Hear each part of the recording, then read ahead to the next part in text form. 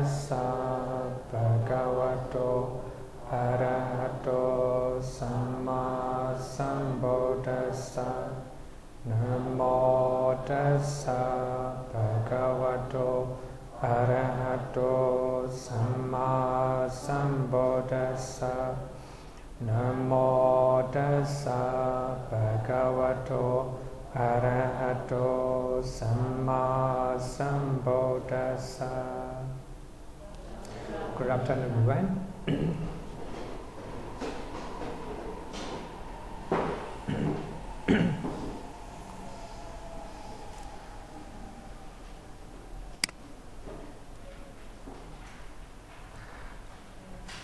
Today we will study the Compendium of Mixed Categories, new session, second session in the 6th chapter.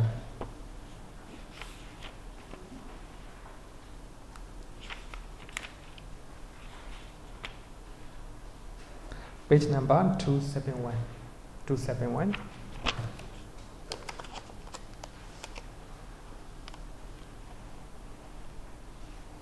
So sorry for being too late.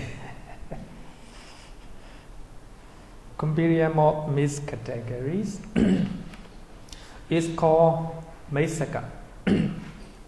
Mesaka Sangaha. It is so called because it takes the mixed classification of the teachings. So it is stated wholesome, unwholesome, and morally indeterminate. Kusala, akusala, abhyagata. For that reason, they are mixed. So it is called Mesaka Sangaha. So in this Sangaha, so we will find rules or hetu. Number 2, jhana factors, jhananga. Path factors, makanga. Faculties, indriya. Powers, bala. And predominates, adipati. And nutriments, ahara. So 6 categories will be mentioned in this session. So the first one is roots or hetu. Actually, we have learned this one in the first chapter and third chapter. So I think we don't need to elaborate so much. Hetu means the root or the cause. So it is the same with the mula. So we have 6 root: greed, hatred, delusion. So they are the root of all unwholesome deeds. We call it akusala mula. Akusala mula. The next one, nun greed, alobha, nun hatred, adosa, nun delusion, amoha. They are the root of all wholesome deeds. Kusala mula. And they are also indeterminate. Here, indeterminate means resultant and functional chetas according to Abhidhamma. So abhyagata means that cannot be stated as a kusala, that cannot be called as a kusala and akusala. So according to Abhidhamma, we have vipaka, resultant, and functional kriya cheta. So they are indeterminate. So we cannot determine as a wholesome or unwholesome. Suppose when rutala cheta arises in our mind, we cannot say kusala or akusala. So they are called indeterminate. And also in the minds of arahants and the Buddha, if a state of mind arises, we cannot call as a kusala and akusala. So they are called indeterminate. So nun greed is alobha, nun hatred, adosa, nun delusion is a panya, faculty of wisdom. So mandate 52 Chitasika.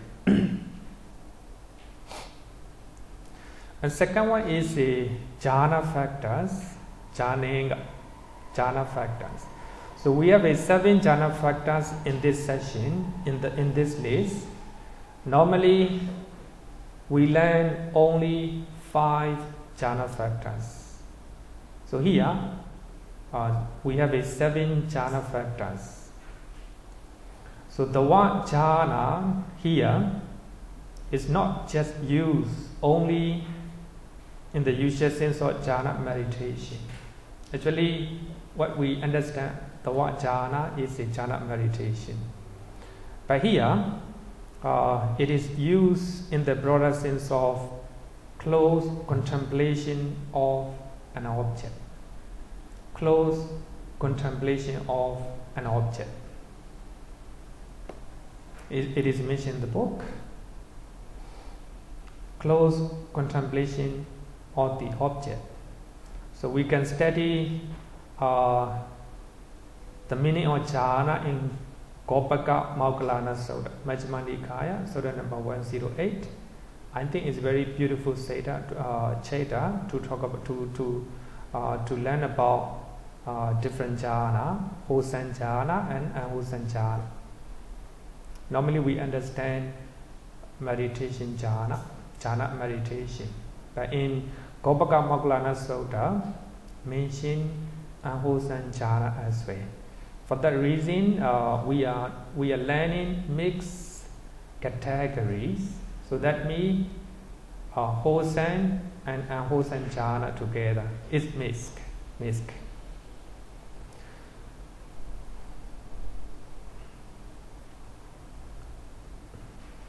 The commentary usually define the word jhana in 2 ways.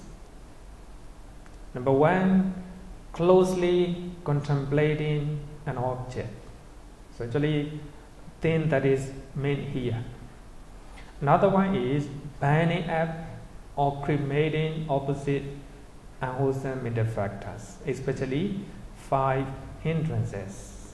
That is called jhana. So when we are meditating, we are cremating unwholesome mental states, such as sloth and torpor, such as airway, or such as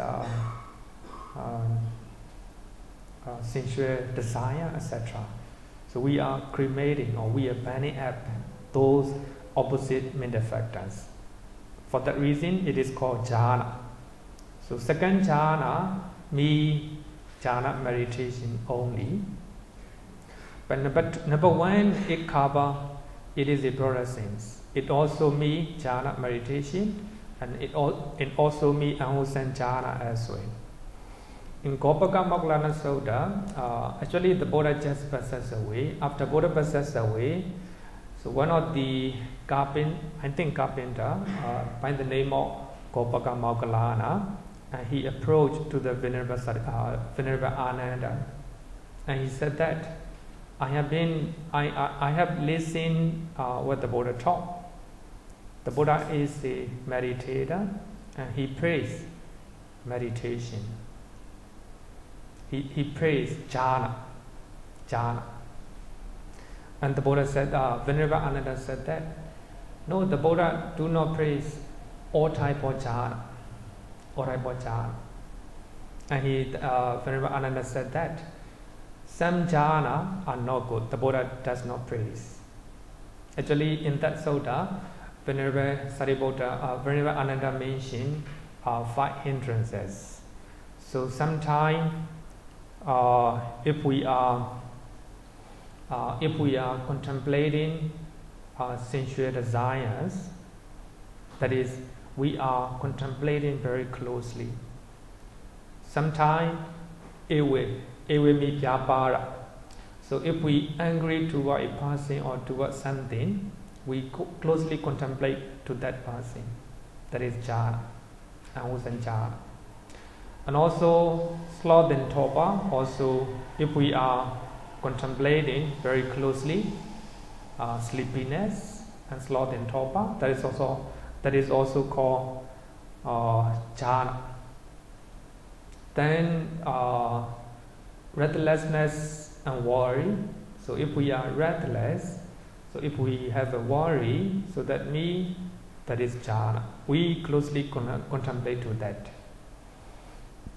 And if we doubt something, we closely contemplate, then we cannot, our wisdom cannot solve those problems. So that is a doubt.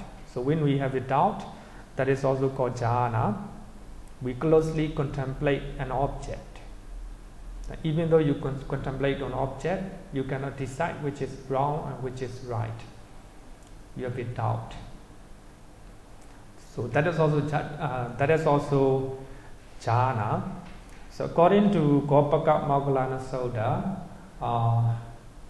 not just jhana meditation. It also, if you are contemplating on something bad, something unwholesome deed. Suppose if you are thinking about stealing something, so you contemplate very closely to the subject, to the object. So that is called jhana, according to that sutta. So for that reason, jhana means both wholesome and unwholesome.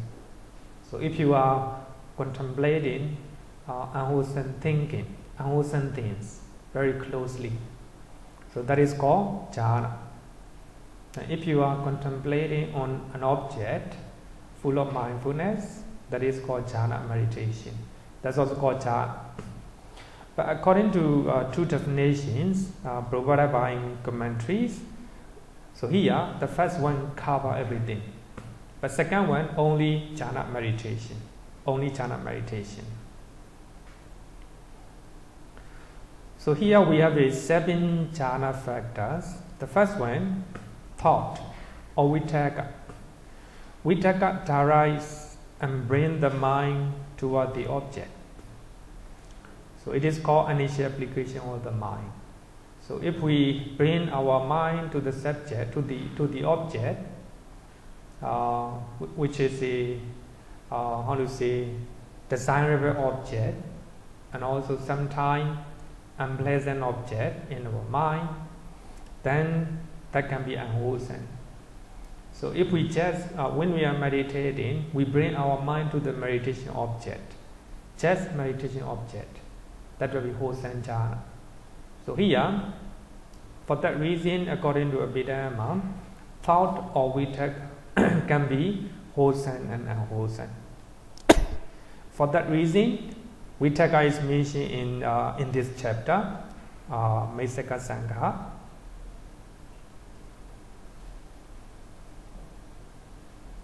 How many chaita can associate with vitakka? How many chaita vitakka can associate with? Can still remember? 55, huh? 55. In the 55, it can be both wholesome and unwholesome. And examination, vichara is a sustained application of the mind on the object. It keeps the mind, the continuous exercise on the object and examine it. Actually, we have learned in the second chapter and also in the first chapter. So vitakka bring our mind to the object, and vichara trying to stick to that object, trying to examine, trying to stay nearer to that object. So examination also can be wholesome and unwholesome. But of course, when we are meditating, examination vichara can be wholesome. But sometimes, if we are examining something unwholesome, mental state, that is unwholesome, right? For that reason, it is called mixed category. It is mentioned in the mixed category. And third one is a rapture or zest. You know, the thought is a vitakka in vitakka cetasika, and examination vichara is a vichara cetasika. So examination can associate with the 66 chaitas. So among the 66, some are good, some are not good. Then rapture or zest piti. It is a joy or a delight in the object. Sometimes when you are thinking something, you are delighted to that. Sometimes if you are doing something, you delighted to do that. That is called rapture. Sometimes you are reading a book, you like it, that's piti. You meditate, it is good.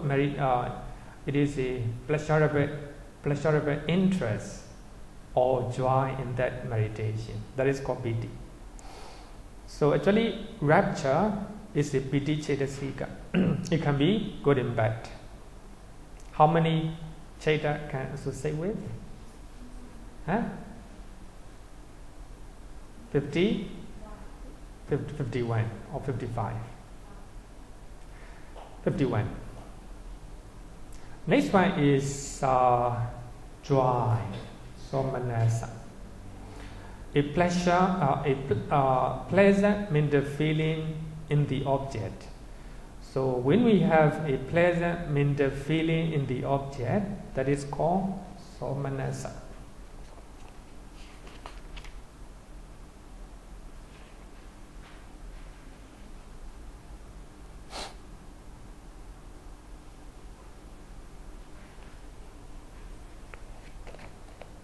How many somanasa? How many somanasa in the Chaita?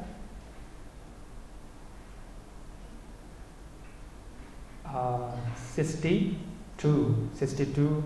somanasa. A pleasant mental feeling in the object. Another one is among the somanasa, pleasant mental feeling, it can be good and bad. Sometimes you like something, unwholesome things, that is the unwholesome. Sometimes you like to do wholesome things, that is wholesome. It is misk. And also one-pointedness, ekagata. In other words, it is called concentrations. So one-pointedness can associate with all type of chetas, both wholesome and unwholesome. Here, ekagata means a one-pointed state. If your mind is just one object, concentrate on one object. And number 6, displeasure, dominanza.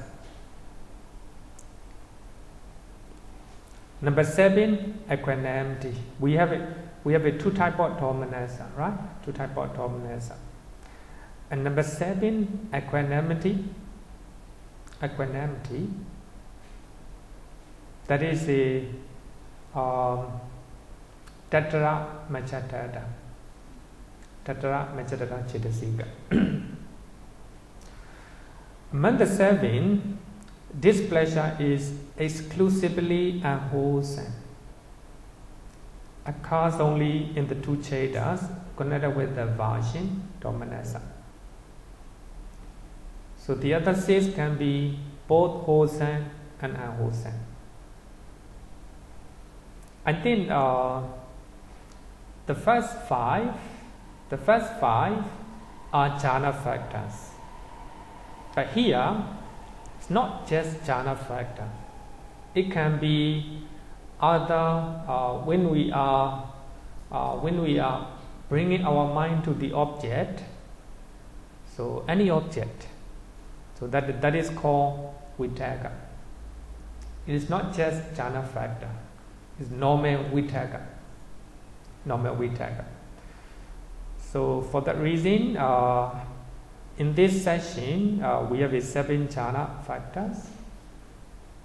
So here, jhana here means close contemplating on an object. If we are concentrating an object, that is called jhana. Upanechayana. But in the case of jhana concentrations, cremating or burning off opposite unwholesome mental factors. That is called jhana. Question? I did no question. Huh? The next one, path factors. Makkinga. path factor making. So here, the word path is used in the broader sense. The same thing, broader sense. It is not the Noble Eightfold Path. Normally, when we hear the word Magga, we understand the Noble Eightfold Path.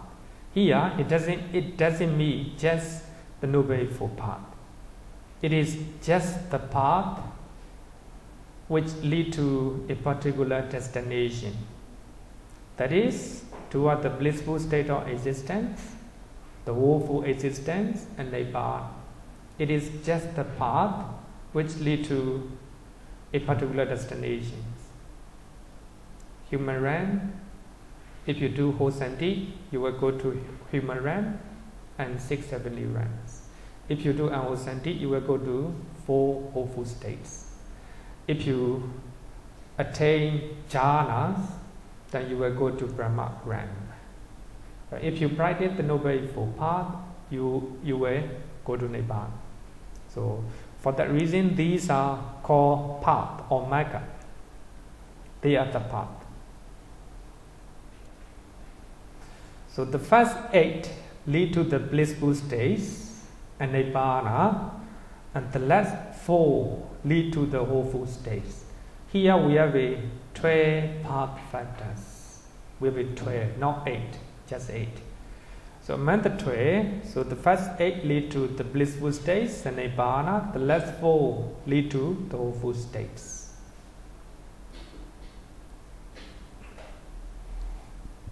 So the first 8 factors are nothing but the Noble Eightfold Path. Nothing but the Noble Eightfold Path. Then I think here I will explain the Noble Eightfold Path a little bit detail, so that for those who didn't attend Sutta study class, I think you will know better. Right view, Samadhi. So that is wisdom Cetasika, Panya Cetasika. Number 2, right thought or right intention, that is Vitakka Cetasika. Number 3, right speech, that is a right speech Cetasika, Samavaca Cetasika. And right action, Sammakamanda Cetasika. Right livelihood, Samma Ajiva Cetasika. And right effect, Samma Vayama, so that is a Viriya Cetasika. Right mindfulness, Sati Cetasika. Right concentration, Samma Samadhi Cetasika. Samma Samadhi Cetasika. The number 9, wrong view, Samadhi. If you have a wrong view, you will go to woeful states. So wrong view is the path to go to woeful states. Wrong intention, based on wrong view, you will have a wrong intention or wrong thought. So Miccha Sankappa. So wrong view is deity. Wrong intention is a Vitakka. Wrong Vitakka. Then wrong effect, Miccha Vayama, Viriya. And wrong concentrations, Miccha Samadhi. Wrong concentrations, Miccha Samadhi. So you will notice that there is no wrong mindfulness. So according to Abhidhamma, so there is no factor of wrong mindfulness. There is no wrong mindfulness according to Abhidhamma, because mindfulness is an exclusively beautiful mental factors, which is unseen in the unwholesome states. So mindfulness or sati can associate only beautiful chetas. not unwholesome chatter. For that reason, according to Abhidhamma, there is no wrong mindfulness. But according to Suttas, so there is wrong mindfulness. So that is the difference between Suttas and Abhidhamma. Then I happened to meet with the very the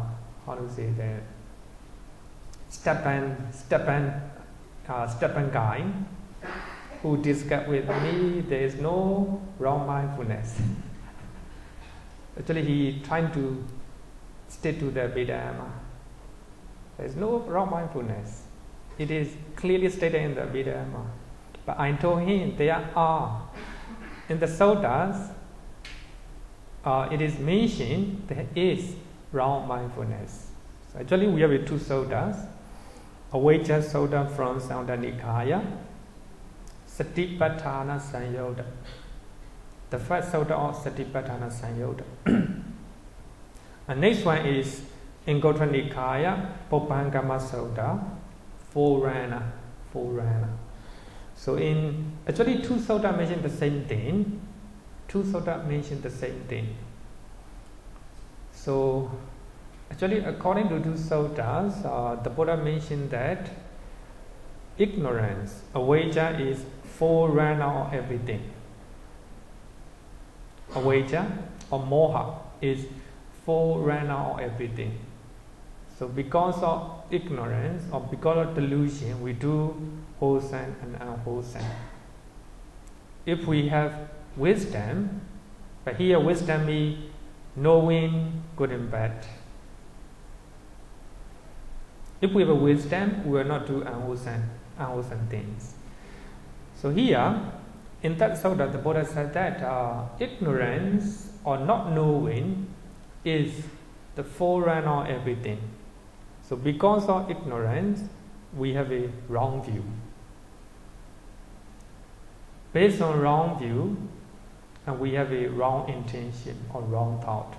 Because of wrong intention, and we have a wrong action, wrong speech, wrong livelihood, etc. So in that sutta, the Buddha mentioned because of wrong effect,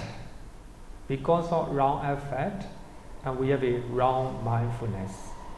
Because of wrong mindfulness, and we have a wrong concentrations. Because of wrong concentrations, we have a wrong knowledge. Because of wrong knowledge, we have a wrong liberation. So it is a dependent origination, like this. So everything started from ignorance. So I told him there are many suttas, a few suttas that mention, the Buddha mentioned that there is wrong mindfulness. But of course, according to Abhidhamma clearly mentioned that sati associate with only beautiful chatas according to Abhidhamma. For that reason, I think we should, if we stick to Abhidhamma, I think it is it will lead to rigid. We become rigid. Sometimes we have to adjust our understanding with the suttas. But of course, if we understand Abhidhamma and we understand the sutta very clearly, but we need to we need to compare with the suttas. Okay, so this is according to Abhidhamma, there's no wrong mindfulness. For that reason, in this session, only 12 path factors. Among the 12, there's no wrong mindfulness. So that is what Abhidhamma says.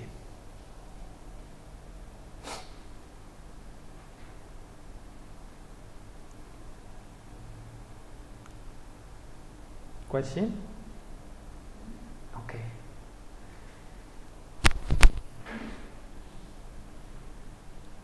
I think we have right thought is one of the path factors.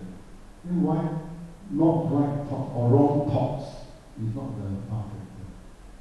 Oh, let me see. Wrong intention, right? Actually here, I use two variations.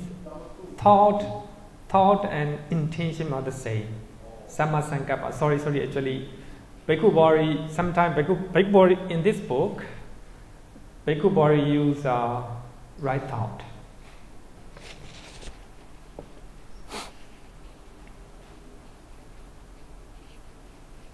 Oh, sorry, right intention. But many people use the right thought. So thought and intention are the same. Okay.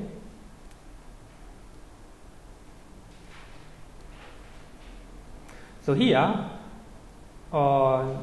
in the next session, under requisites of enlightenment, so we have to learn the Noble Eightfold Path. So I think if we learn the Noble Eightfold Path here, I think we don't need to learn in next sessions. So I will discuss the Noble Eightfold Path in brief. But in details, I will discuss in the Sutta class this year, in details, using the Sutta that I mentioned earlier. Right view, samadhi. Right view has two different levels, mundane level and supramundane level. Two different levels. In mundane level, understanding the law of karma is called right view. Understanding the law of karma. If you do wholesome deed, and you have a wholesome result. If you do unwholesome deed, you will have unwholesome result. You understand and you accept action and its result. If you do good things, you have a good result. If you do bad things, it will bring good result. So understanding of the law of karma, it is called right view. But here I think you have to, there is a thin line between understanding and view. But here we shouldn't use the word understanding. Understanding is wisdom. But here, based on understanding, and we have a right view. So a very thin line. Wisdom, because of wisdom, and we have a right view. But according to Chula Vedana Sutta, Sutta number 43, Majjhima Nikaya, Sutta number 43, the right view is under wisdom. So anyway, according to Abhidhamma, we have a thin line between understanding and view. So if you have a right understanding, that is called wisdom, then you have a right view. The right view is, of course, this is also wisdom, another type of wisdom, based on understanding. So the view of the law of karma is called right view. In supramundane level, understanding the Four Noble Truths is called right view. If you understand the Noble Eightfold Path, it's called right view. So actually in the Suttas, clear definitions mention the Suttas. So two different levels. So here, right thought, samma sankappa, right thought or right intention, the same. So we have three types of right thought or right intention. Number one, renunciation. In other words, we can call it letting go. Letting go. The renunciation is the thought or the intention to get out of sensual pleasures, sensual desires, nikkama. So you don't have any attachment to the sensual desire, sensual pleasures. Renunciation. For that reason, when the Buddha to the wood, it is called great renunciations, Abhidhamma in the commentaries.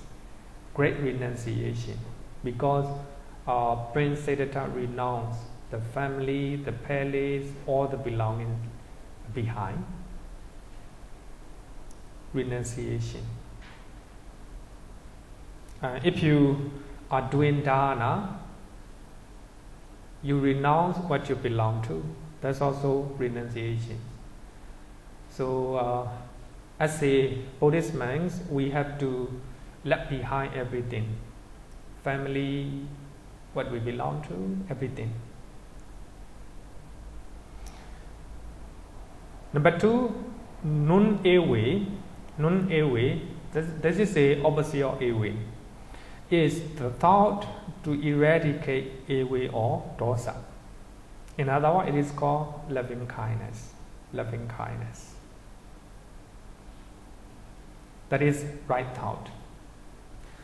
Actually, last night I saw a message.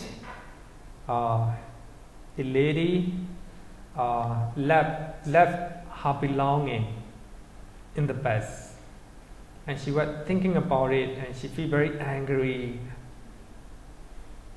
So actually, this is very useful for her. I think that is some kind of pillow or something. She feel very angry, but later she thought that she let go. Oh, that is I have lost my things. Then after letting go, after letting go what she belonged to, actually she cannot, if she is lucky, she will get back. If not, she will lose it. So there's only 2 possibilities here. So if you left behind something on the bus or on the train, so what we can do is we try our best to find out, to get back. Another one is letting go. Actually, trying to get back is not attachment, That is, we have to do it. We have to do it. But if we cannot get back our belongings, we have to let go.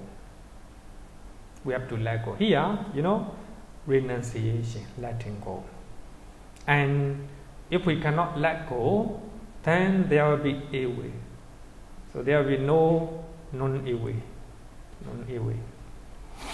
That's called loving kindness. Actually, loving kindness and metta is the same with the non-ewe.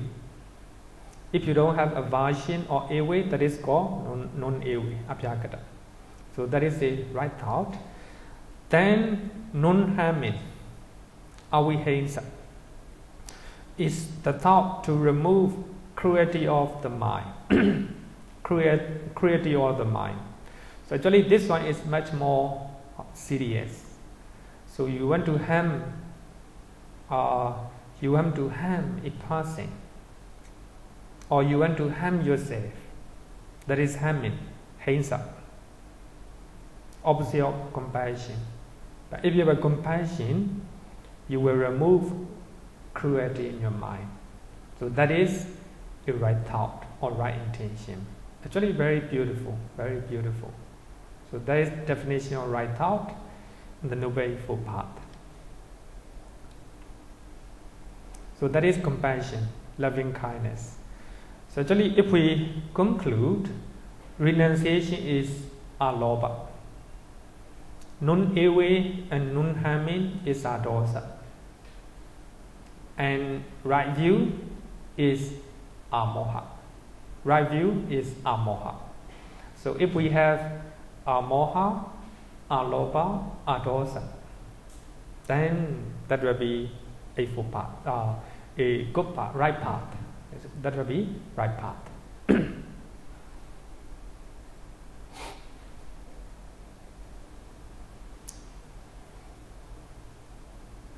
Next one is a right speech, samavacha. Right speech is defined as abstinence from 4 kinds of wrong speech. Abstaining from telling lies, musavara. Abstaining from slandering. Abstaining from hard speech. Abstaining from frivolous talks. So that is called right speech. Very beautiful. Actually, the way the Buddha defines is very beautiful. And also it is objective, not subjective. Whoever, if you are as a layman, or as a man, as a monk, or nuns, whoever refrain from, abstain from those wrong speeches, it is called right speech. Right speech. Actually, we have learned in the second chapter. A right action is defined as abstinence from three kinds of bodily action, unwholesome actions. Abstaining from killing, abstaining from stealing, and abstaining from sexual misconduct. Kamisu Mechachara. So that is called right action.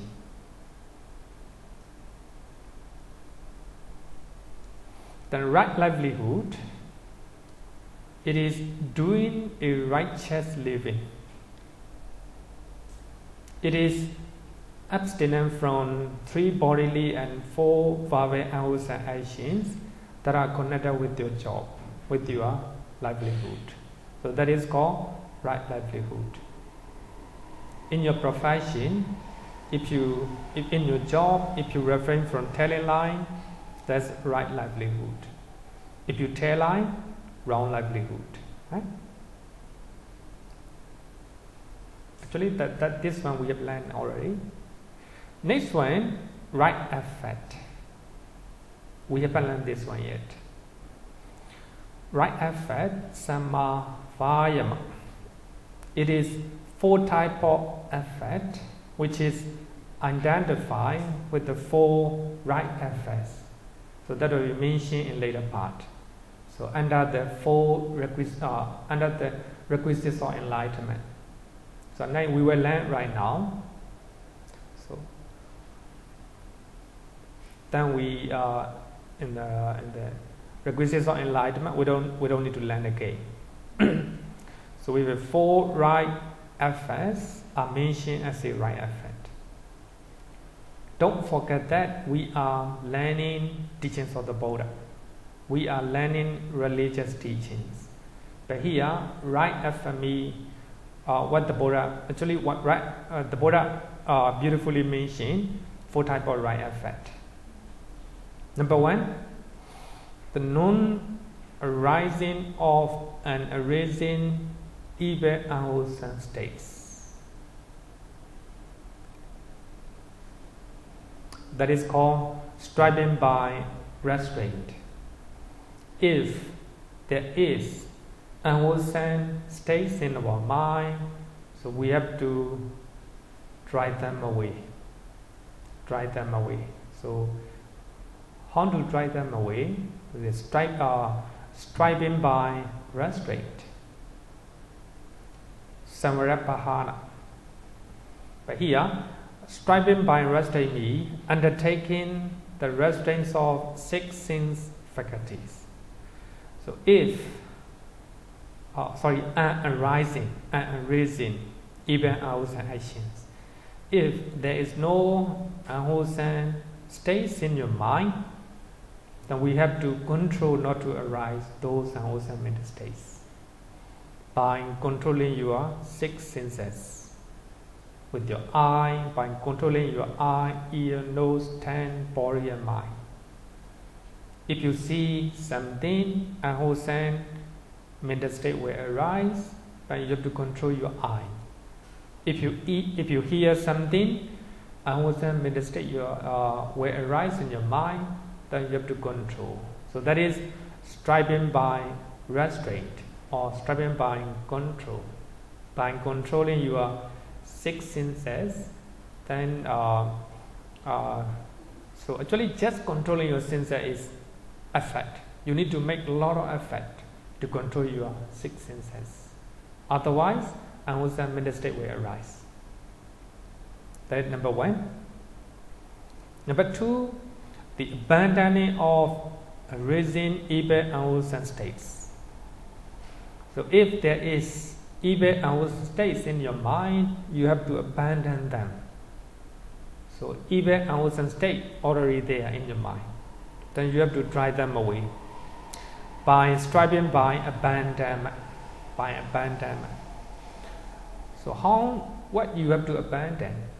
There are three things: sensual thought, so desire to sensual desires, and ill-will and thought of harming. Actually, this is the opposite of right intention. Opposite of right intention. So if you have a wrong intention in your mind, you have to abandon them. That is the second effort. Next one is for the arising of and arising wholesome states. For the arising of and arising wholesome state. If there is no wholesome state in your mind, you have to try to cultivate them by striving, by development. If there is no wholesome state in your mind, trying to develop and trying to cultivate them. So to do so, you need a lot of effort. If you cultivate wholesome mental state in your mind, that is right effort. How to develop wholesome state? So the Buddha already mentioned, by developing 7 factors of enlightenment. By developing 7 factors of enlightenment. Actually, we will learn 7 factors of enlightenment. Every Saturday, we are chanting Bojjhanga. Actually, in the Bojjhanga Sutta, 7 factors of enlightenment are mentioned. The first one is sati, mindfulness. Second one, right effort, energy. And then third one is investigation. You have to investigate the nature of mind and body. Then rapture will arise in your mind. If you have mindfulness, then you need to take a little bit of effort. Then if you have a mindfulness and effort, you will have, you can investigate the nature of mind and body. Then that is meditation. So if you can investigate the phenomena, mental and physical phenomena, then you will have a rapture in your mind and zest in your mind. So because of that, you can you have a deeper level of concentration. So if you have a deeper level of concentration, you will have a based on rapture, you have a tranquility, passaddhi. Based on tranquility, you have a concentration. Based on concentration, you will have a equanimity, equanimate mind. So these are 7 factors of enlightenment. So striving by development, that is called third right effort. And the last one is the maintenance of arising wholesome states. If there is wholesome state in your mind, then try to maintain them by striving by protection. So that is maintaining a favorable object of concentration.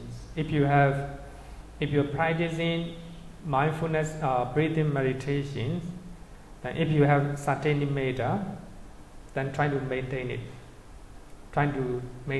That is called the maintenance of arising wholesome states.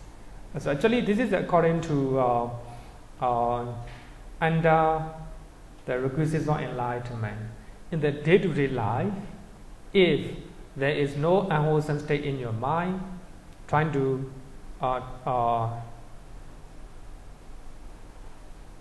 non-arising and arising evil unwholesome state. If there is no evil unwholesome state in your mind, trying to control, not to arise them. Number 2, if you have evil unwholesome mental state in your mind, trying to abandon them. That is a right effort. And third one, if there is no wholesome states in your mind, trying to develop them or cultivate them. If there is wholesome mental states in your mind, trying to maintain them and protect them. So actually, the Buddha beautifully define the definition of right effect. So that is a right effect. But if we are talking about the Noble Eightfold Path, it is a higher level of meditation. For that reason, so here I use some soda. Oh, sorry. I use some soda to the. Can you see my casa? Cannot. Oh. So this is a 4 type of right effect. Right effect. And next one is right mindfulness, samma samadhi, samma sati. So actually, it is maintenance established on the 4 foundations mentioned in Masatipatthana Suttas. Contemplation of the body, feeling, consciousness, and Dhamma, mind and Dhamma. Not just consciousness, the mind. That is sati. So here we have 2 types of sati that we have discussed in the 2nd chapter. To recollect wholesome state, that is recollection sati. Another one is mindfulness sati. Sometimes if we recollect wholesome things, suppose you remember something that you have done good things in your life, so that is called recollection sati. So if you are mindful what is happening right now, that is called mindfulness sati.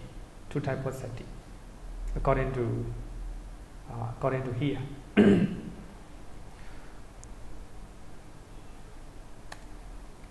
But next one is right concentration, samma samadhi. It is the one-pointedness of the mind which focus all attention on the object. So when you are studying, you focus all your attention to my teachings. When you are reading, you focus all your attention to the book. So when you are cooking, you focus what you are doing.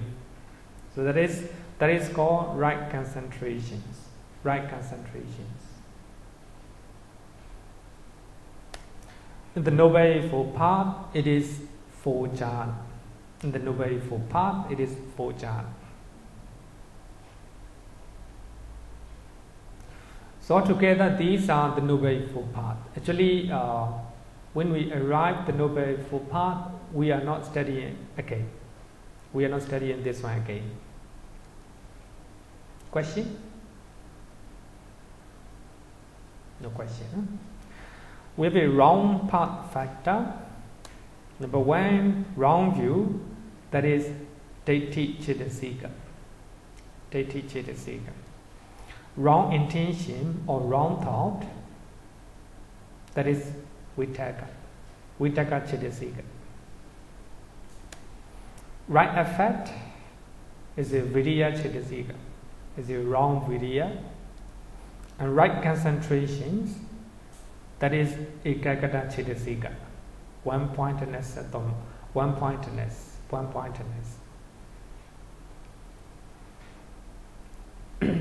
One-pointedness. So altogether we have a 12 path factors. So here Magga means the path or the way to a particular destination. So including Nibbana. So if you practice wrong path, if you are following wrong path, you will go to a wrong destination. If you follow the right path, then you will go to right destination, including Nibbana. That is called Magga. So we are Magga Inga, the factors of the path.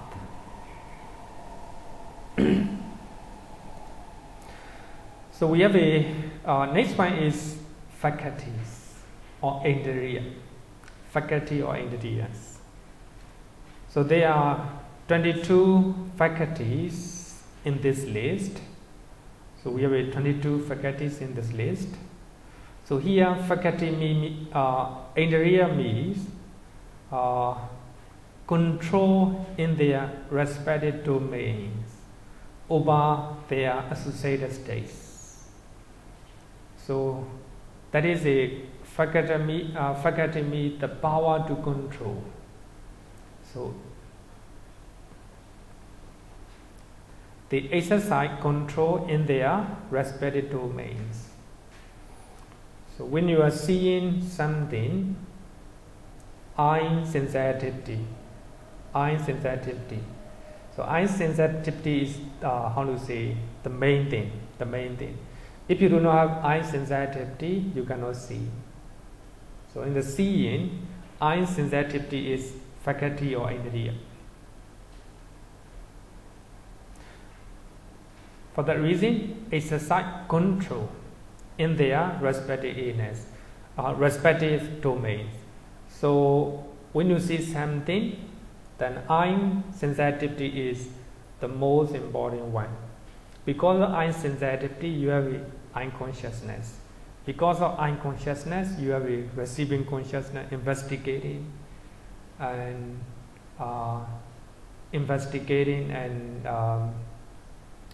determining, etc. Determining.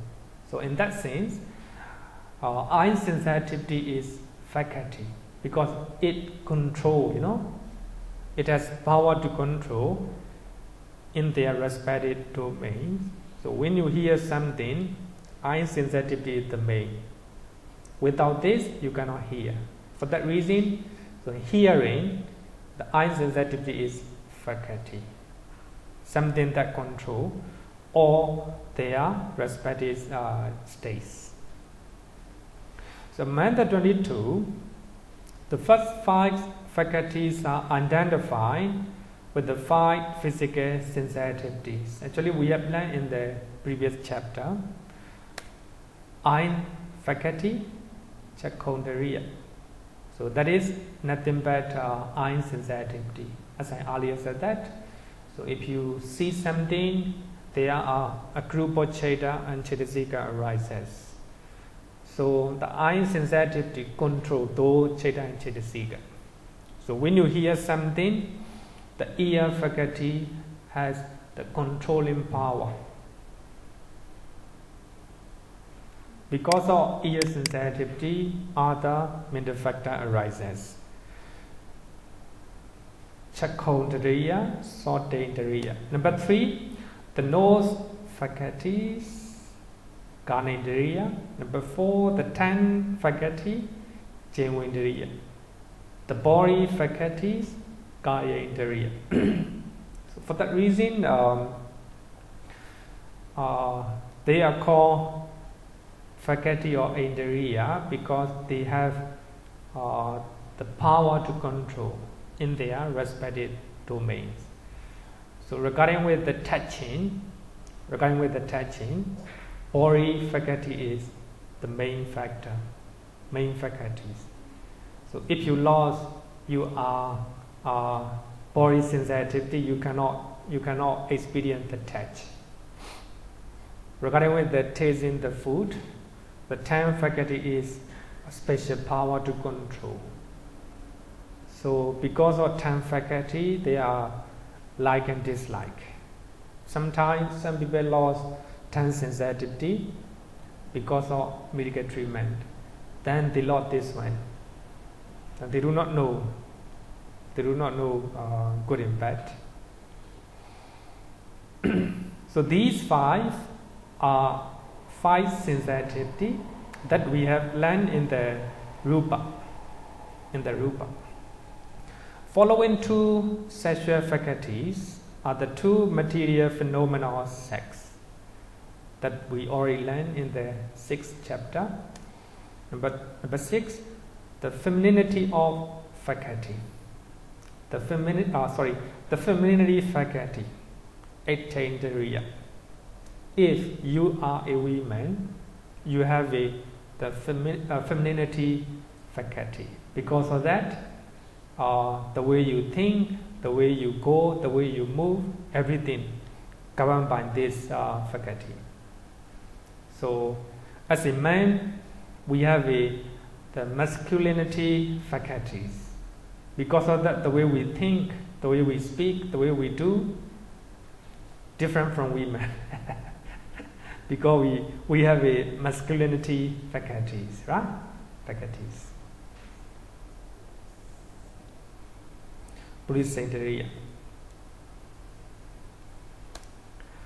Then we have the life faculty, Jivitendriya. So we have two life faculties. So the mental life faculties, so that is a man 52 Chetasika, and the physical life faculties, so that is that we have learned in the matter, among the 28 matters. So we have two type of life faculties. So they have a special power to control.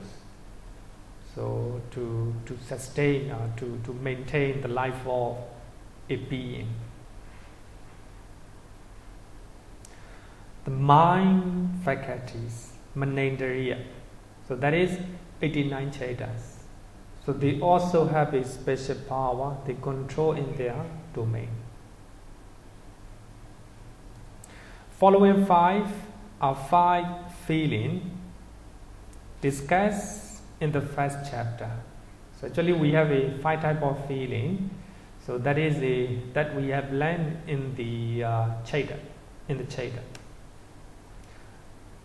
The pleasure faculty, Sukhindriya. The pleasure faculty means Sukha Vedana. So that is connected with your body. So when you have a pleasant feeling, there is the pleasure faculties. It exercise the power to control. With pain faculties, Dukkhandriya. So that is a painful feeling that we have learned in among the 80 rootless Chetas. Then we have the joy feeling, Somnasendriya. We have 62 Somanasa feeling. The displeasure faculties. So we have 2 type of displeasures. Then the equanimity faculties. So we have 55 equanimity. So these are 5 feelings that we have learned in the first chapters, and they exercise in their respective domains.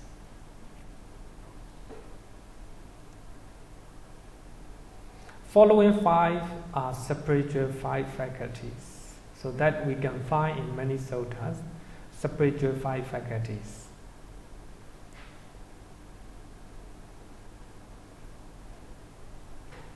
Mahanama Sutta. Oh, sorry, not Mahanama. In other suttas. So actually, in many suttas, the Buddha mentioned 5 spiritual 5 faculties.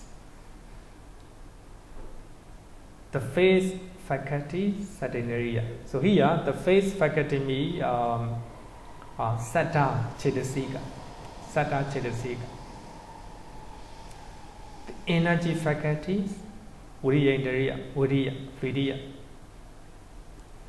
The mindfulness faculty is Sati. The concentration faculties, Ekagata Chetasika. Then the wisdom faculty, Panyendriya Chetasika. Actually, among the 52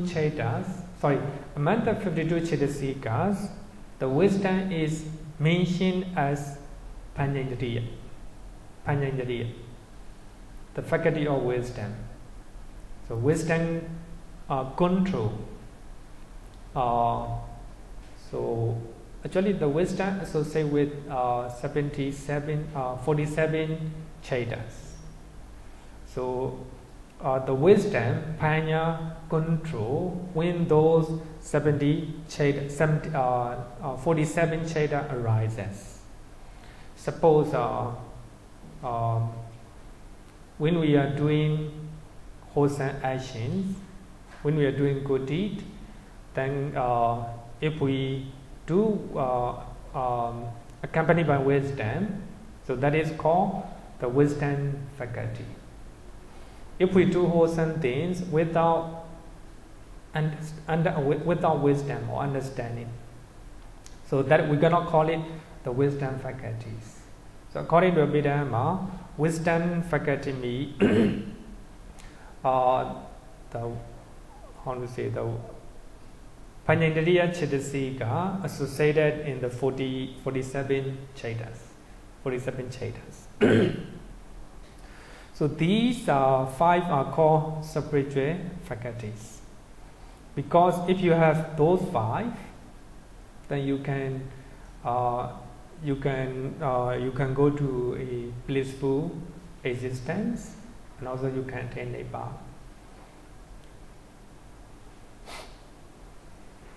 So later, they will come in later part, and we will study a little bit details. And the last 3 are called the higher faculties. Higher faculties.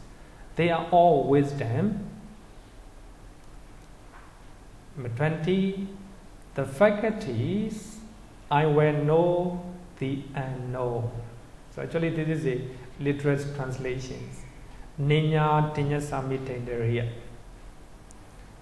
The faculties I will know the unknown. So that means, so here is a wisdom in the stream entry path cheda. So when you attain Sotapatti Magga cheda, the wisdom exercise a leader. So wisdom is a leader at the time. The moment you attain Sotapatti Magga cheda, there is wisdom is leading. Wisdom is leading. So for that reason, at that moment, it is called faculties. Wisdom faculties. But of course, actually we give another name. So that is called Ninya Tinya Samitendriya.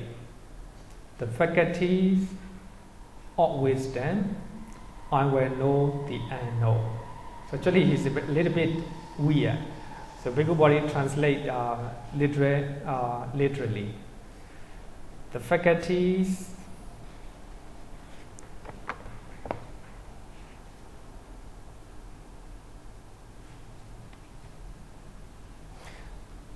I will know the unknown. So that means as a Puthojana, we do not know anything yet. Only the one who is on the path to stream entries, so that is a Sotapatti Magga, he start to attain unknown or supramundane spiritual states. For that reason, according to classification, so number 20 is the wisdom in the stream entry path cheda. The moment you attain stream entry path cheda, wisdom exercise control over other mental factors. And number 21, the faculty of final knowledge. The faculty of final knowledge. Inyendriya. So that is the wisdom in the 3 upper path chedas. 3 upper path chedas and lower 3 fruition chedas. So as you know, we have a 4 path and 4 fruition chedas. So according to this one, so the wisdom in the upper 3 path cheda, because we already taken Sotapatti Magga cheda. So we have to take 3 upper path cheda, 3 upper Magga cheda, and lower 3 phala chedas. Sotapatti phala, Sakadagami, Nagami phala cheda. So the moment you attain those Magga and phala chedas, wisdom exercise. controlling power. Then the last one is the faculty of one who has final knowledge. Iññātavendriya. So final knowledge means arahata phalaccheda according to Abhidhamma.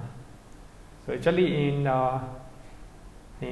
many suttas, the Buddha used the word final knowledge or becoming arahant as a iññā. So iññātavendriya, that means by that time wisdom exercise controlling power over other mental and physical state. That's called faculties. The faculty here means the moment you do something, at that moment there is a leading, controlling mental factor or leading, controlling physical factor. So that is called faculties. So when you are seeing something, eye sensitivity control everything. Without this, everything cannot arise. So when you are attaining Sotapaddi Magga, by that time the wisdom or amoha exercise control over everything is leading. Because of that wisdom, attain Sotapaddi Magga. At the moment you become arahant, the wisdom in the Sotapaddi Phala Cheda exercise as a controlling power, is leading. For that reason it is called faculties. So we have a 22 faculties. Any question?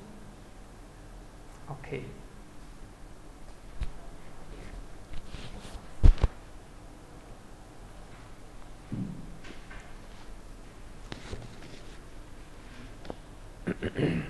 For the 22 faculties, how about people who are blind? That means their faculties will be not as many as the normal, that means the normal person, right? Yeah, you're right. As a blind person, there will be no eye, cannot get as a eye faculties, the eye faculties. If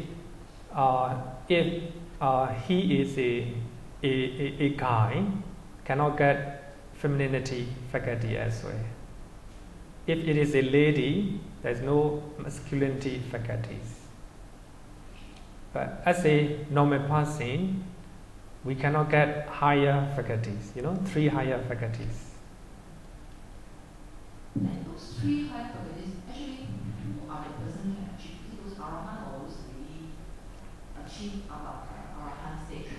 The first 20, number 20, the faculties I will know the unknown. So that means the person who is on the path to Sotapanna state. In Abhidhamma, Sotapaddi Magga. So we have 8 noble persons, right? 8 noble persons. So among them, the first one is the first person. So that means the person who is on the path to Sotapanna state. And second person is the person who is Sotapanna. So Sotapanna means the person who attains Sotapaddi Phalaccheda. Magga and Phala, right? Magga means just on the path. Phala means fruition. Yeah, fruition. Then we have another pair, Sakadagami Magga, Sakadagami Phala. 2 noble persons. Then next pair is Anagami Magga and Anagami Phala. So here, the noble person, what we're talking about noble person means, we have to take it as a person who achieve Sotapaddi Magga. The last pair is a Arahata Magga, the one who achieve Arahata Magga, and the one who achieve Arahata Phalaccheda. So we have 8 type of individuals. So number 20 is the first individual among the 8. the person who achieved Sotapatti Magga Chait. And number 21 is number 2 to number 7. Among the 8 noble persons, number 2 here, number 21. Oh, sorry. Number 21, you see? Number 21 is the noble person, number 2 to number 7. Right? Number 7. And the last one, the faculty of the one who has final knowledge. Final knowledge. That is the last one, Arahant. The moment who attain Arahata Phalacheda, by that time, the wisdom exercise controlling power. Wisdom is a leader at the time. Because of that wisdom, he attained Arahata Phalacheda. So we have to remember. With the 8 noble persons. 8 noble persons, right? Okay. Okay.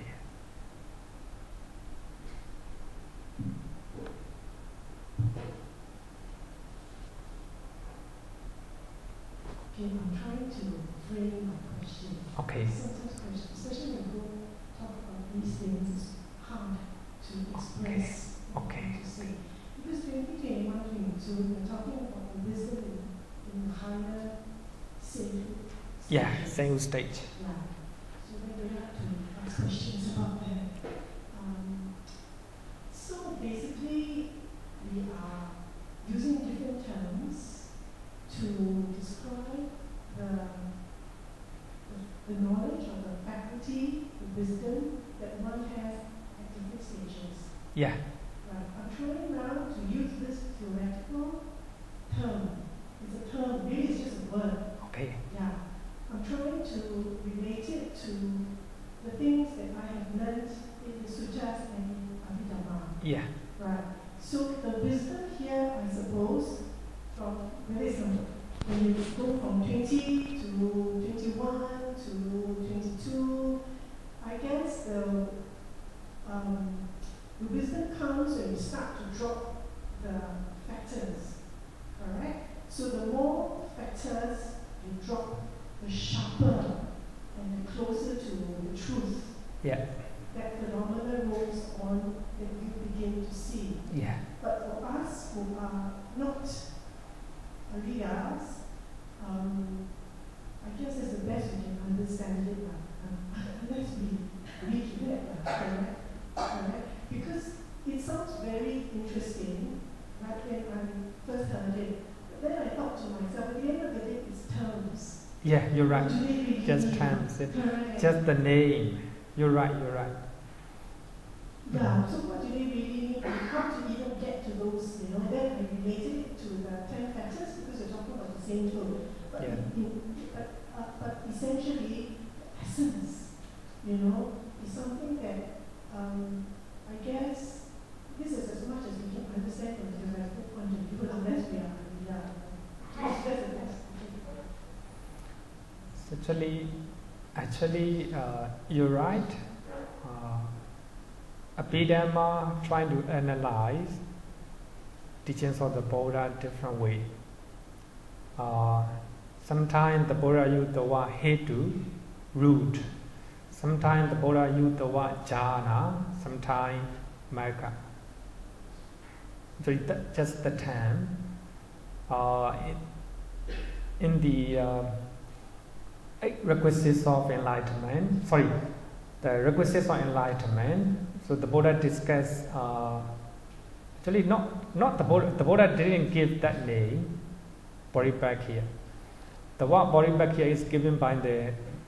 That name is given by commentator, especially Visuddhimagga.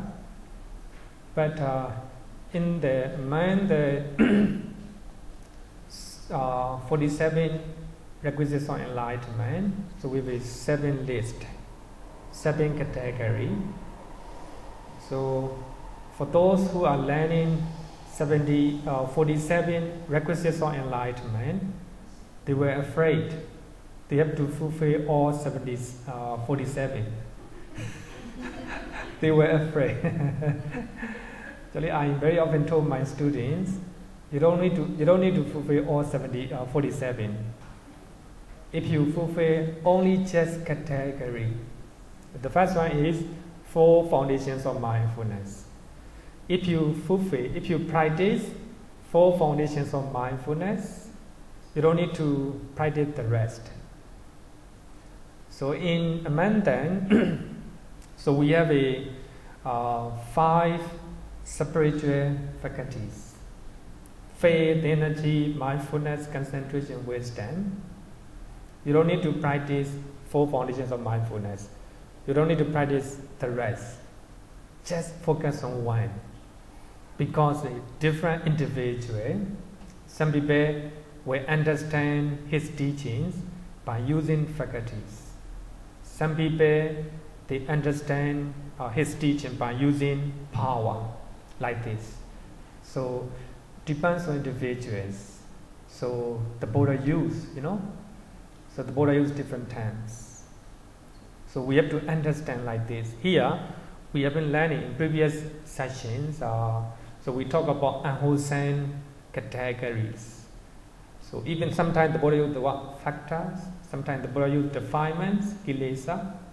Sometimes the Buddha used hindrances, nivarana. But they all are the same. They all are the same.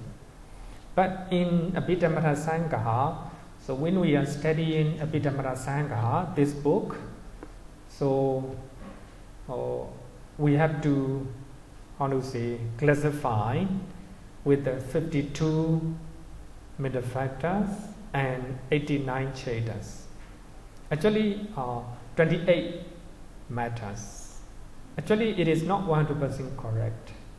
If I say like this, I cannot say in Myanmar. Myanmar is very conservative. They really stick to the Abhidhamma. Abhidhamma is higher than Sotas, like this. So I cannot say it. But when we learn this one, I think just the terms. We cannot,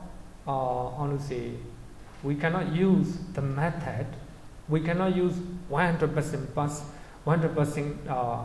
of 52 middle factor or 89 cheta, etc. Yeah. Can you repeat again what you said just now? Different people have different backgrounds, ability. Some people they gain enlightenment through the power method, and then some through the backwards of enlightenment. Can you repeat the important point? What I mean is the Buddha just used the word play. Word play means suppose when the Buddha is talking to the king, he will use the word power, the power. So when the Buddha is talking to the students, he might use the word hindrances.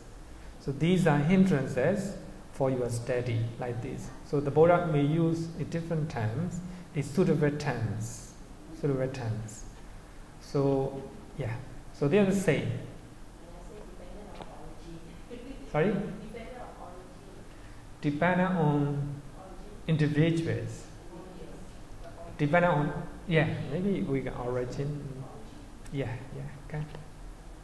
So just a question now, we are learning the compendium of mixed categories. You're right. Which is actually quite different from the way we have approached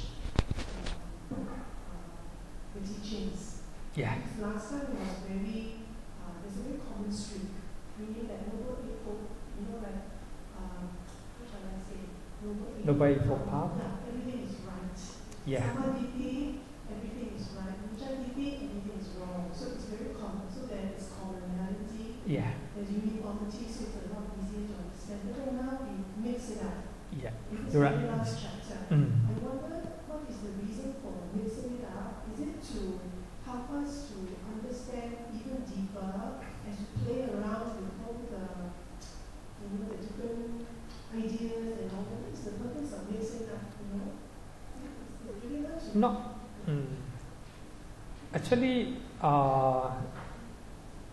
sometimes, actually the way Abhidhamma do is, actually one of the Abhidhamma method is trying to collect all the data as much as we can. Actually in Samdhanikaya we have a Indriya Sanyoga, faculty Sanyoga. So in mainly the Buddha talk about 5 spiritual faculties in that Sanyoga. And the Buddha give in some other Sutta the Buddha give 5, 6 faculties, just like the eye, ear, nose, tongue, the mind. These are faculties. So Abhidhamma trying to combine all these faculties in one place. So that is one job about Abhidhamma. So actually in that is a main reason that we have 89 chaitas. All type of chaitas are combined. It became 89.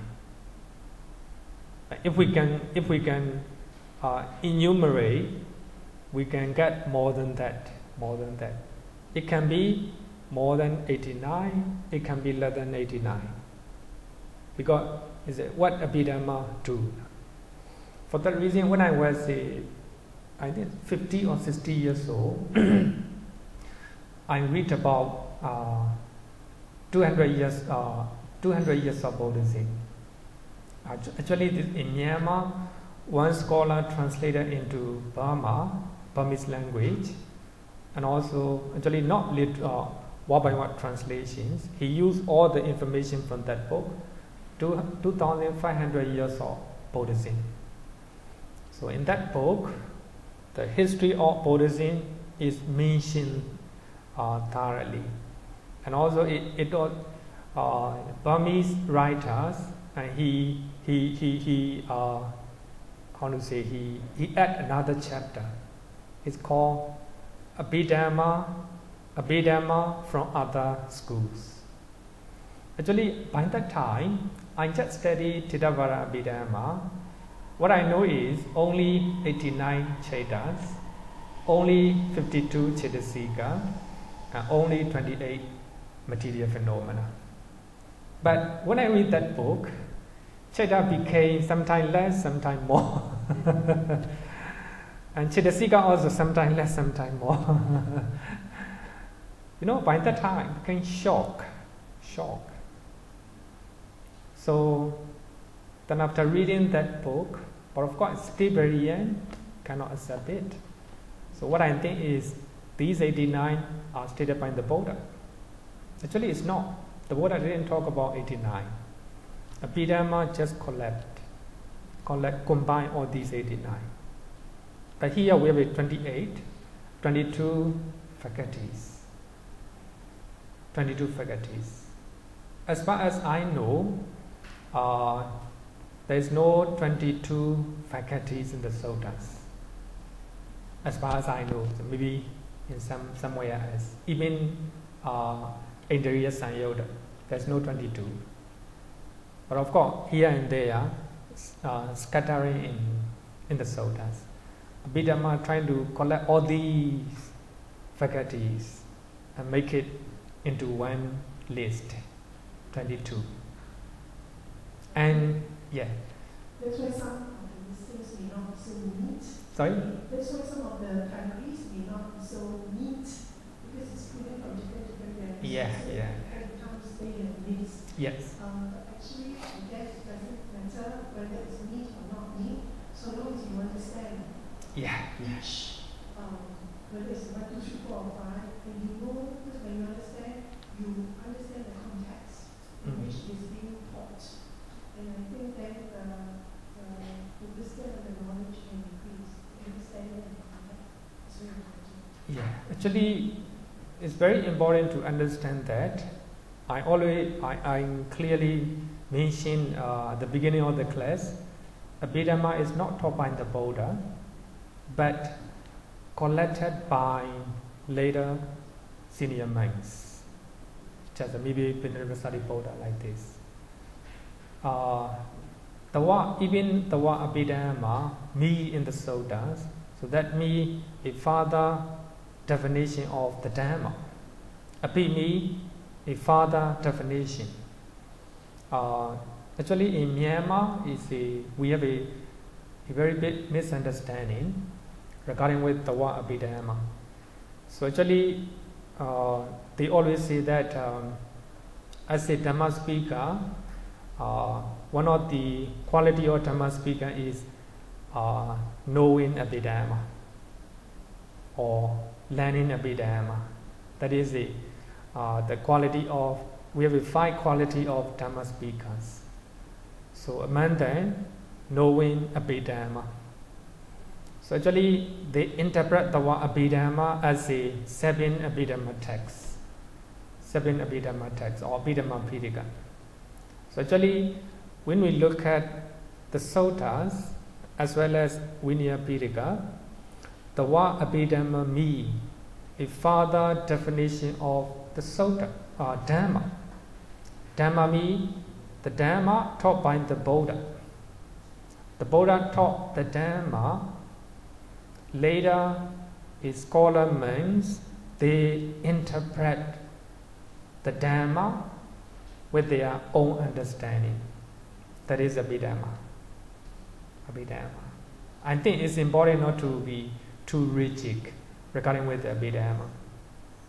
So even among the English-speaking people, so they also, of course, in the academic level, they clearly said that Abhidhamma is not taught by the Buddha. They throw Abhidhamma Pitaka into dustbin. But in my part, actually it is totally wrong to do that. Abhidhamma is a precious legacy or precious literatures for us. I always say that Tibetan monks, so they are able to clarify teachings of the Buddha clearer. The reason is they have a very good Abhidhamma Kosa. So they learn Abhidhamma Kosa, or they learn Abhidhamma, not just learning. They have to do debate, between 2 groups. They have to do debate. So in this way, so when they are talking about our mind, they can clarify and they can elucidate clear way. That is because of Abhidhamma. Abhidhamma is not taught by the Buddha, but this is the literatures, a precious and valuable literatures that define the Dhamma. So for that reason, in Vinaya Pitaka, so the Buddha mentioned 5 quality of a teacher. So one quality is to be able to learn or know Abhidhamma and Abhivinaya. Here, Vinaya is Vinaya Pitaka. Abhivinaya means the texts or literatures that define Vinaya. Abhidhamma means Dhamma is the Dhamma taught by the Buddha. Abhidhamma is the literature or the text that define the Dhamma, teachings of the Buddha. The Buddha used 2 terms, Abhidhamma and Abhivinaya. So as you all know that we have only Abhidhamma Pitaka, we don't have Abhivinaya Pitaka. Right? We should have Abhivinaya Pitaka. It became 4 Pitaka. So actually, we have to know it. We have to accept the realities. So for that reason, by understanding in such a way, so we can value, teachings of Abhidhamma Pitaka, Abhidhamma. In my point, Abhidhamma is very important. It clarifies teachings of the Buddha. It's not Abhidhamma is not teachings of the Buddha, But to understand teachings of the Buddha in clear way, we need to learn Abhidhamma. Okay. Question? Okay. When we explain conditions and alternatives, the differences and similarity of alternatives and conditions. Sorry, I can't hear. Sorry. Pachaya. Hmm?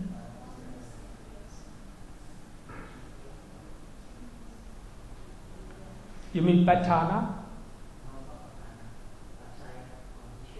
Or Pachaya condition? So we will learn in next chapter. Next chapter we have to learn Pachaya. Yeah.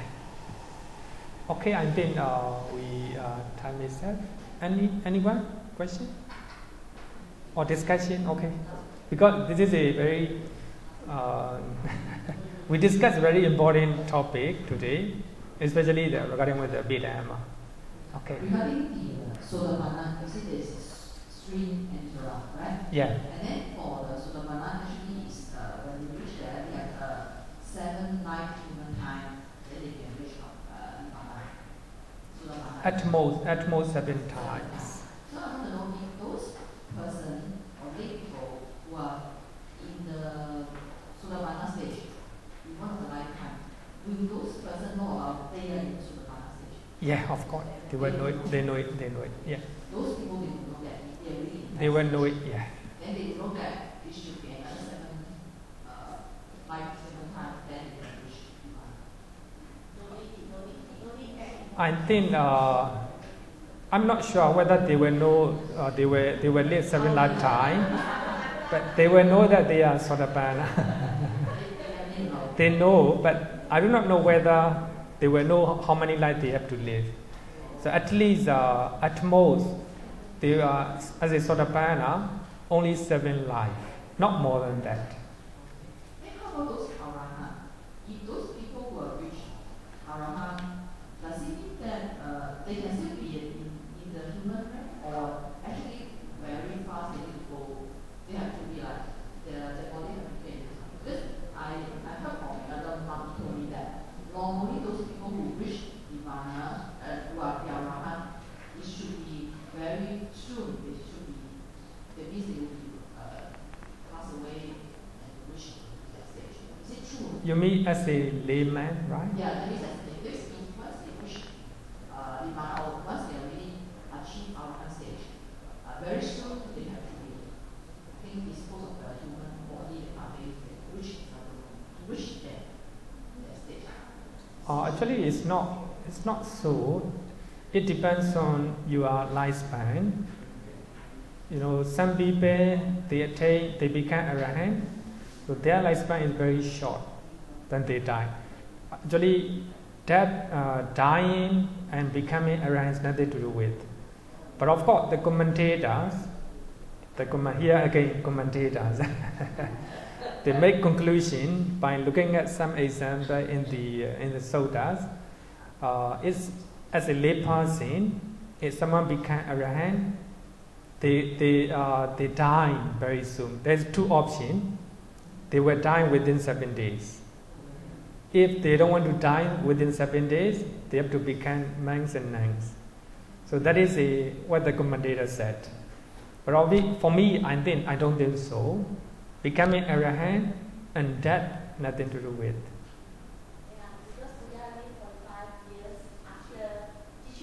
No, the Buddha is the Buddha. No, we are talking about as a lay person, you know. He was an Arahant, he was a prince and Arahant.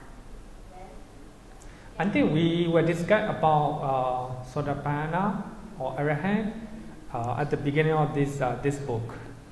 Actually, in the 9th chapter, so we have to learn who is Sotapanna, who is Arahant. I think we can discuss in detail at the time. Thank you. So let's close our lessons.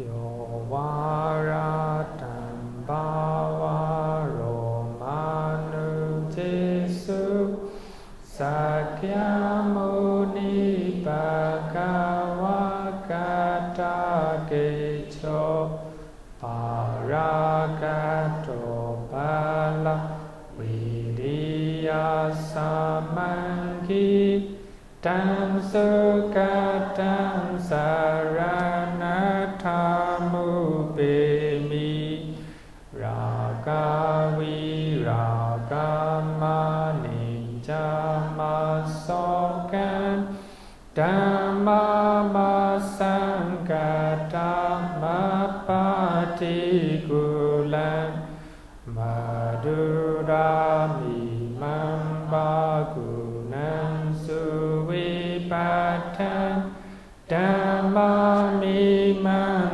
saranatamu bemi yata chade nama apalamahu chatusu susisu purisayugesu atacha pogal dhamadasate sangami man saranatamu